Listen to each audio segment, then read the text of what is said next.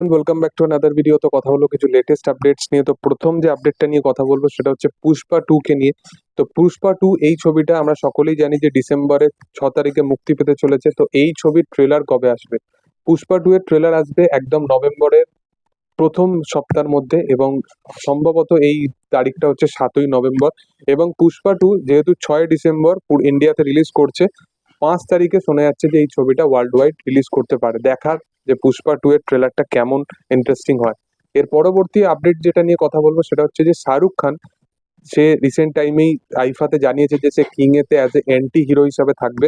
এবং এর সাথে সাথে তার একটা আপকামিং কাজ আসতে চলেছে, যেটার প্রডিউসার হিসাবে সে রিসেন্ট টাইমে দীনেশ বিজেন এবং ম্যাডক্স ফিল্মের যে ওনার আছে তাদের সাথে কথা বলেছে, এবং সে চাইছে যে এই কাজটা পরিচালনা করুক অমর কৌশিক নিজে। এবং অমর কৌশিকের যদি আমরা পুরোপুরি লাইন আপ বা ট্র্যাক দেখি, সেটা কিন্তু সবসময় হিট রেকর্ডের মধ্যেই থাকে, এবং তার কন্টেন্ট এবং কনসেপ্ট দুটোই কিন্তু খুব ভালো হয়।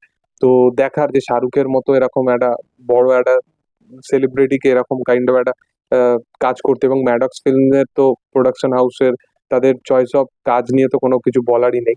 এবং এর পরবর্তী যদি আপডেট নিয়ে কথা বলি, তো আন্দাজ আপনা আপনা এই ছবিটার পার্ট 2 নিয়ে ভাবনা চিন্তা করা হচ্ছে। তো রাজকুমার সন্তোষী সে রিসেন্ট টাইমে এই ছবির স্ক্রিপ্টের ওপর কাজ করছে, এবং আমির খানকে সে অ্যাপ্রোচও করবে। এবং আমির খান এই বিষয়ে জানিয়েওছে যদি তার এই স্ক্রিপ্ট পছন্দ হয়, তো তারপরে সে সালমান খানকে অ্যাপ্রোচ করবে কাজটার ব্যাপারে। এবং আগামী দিনে হয়তো আন্দাজ আপনা আপনা পার্ট 2 তে আমরা সালমান এবং আমিরকে আবার একসাথে দেখতে পেতে পারি। এর পরবর্তী যে আপডেটটা নিয়ে কথা বলবো সেটা হচ্ছে প্রভাসকে নিয়ে। আমরা সকলেই জানি যে 23শে অক্টোবর প্রভাসের বার্থডে।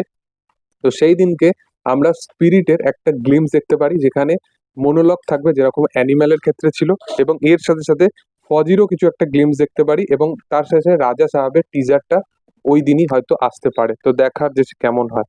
এর পরবর্তী যদি আপডেট নিয়ে কথা বলি, তো বর্ডার 2 এর গতকালকে একটা অ্যানাউন্সমেন্ট আছে, যেখানেতে আহান শেট্টিকে আমরা নতুন কাস্টিং এ দেখতে পাই। আহান শেট্টির যে প্রথম কাজটা ছিল তার পারফরমেন্স আমার খারাপ লাগেনি। তো দেখার যে সে আবার আপকামিং দিনে এত বড় একটা প্রজেক্টে যুক্ত হচ্ছে, এবং সুনীল শেট্টি অলমোস্ট বর্ডার 1-এ ছিল। তো দেখার যে তার কাজ কেমন হয়।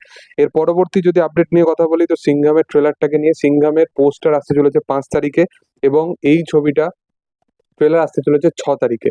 এবং অলমোস্ট এই ছবিটার যে ট্রেলারটা লঞ্চ করা হবে সেটা তারা খুবই মাস অডিয়েন্সকে কানেক্ট করার জন্য চাইছে। তো একটা অডিটোরিয়াম যেখানে তারা ট্রেলারটাকে লঞ্চ করবে, সেখানে 2000 সিটস রাখা থাকবে। তো দেখার যে ট্রেলারটা কিরকম হয়।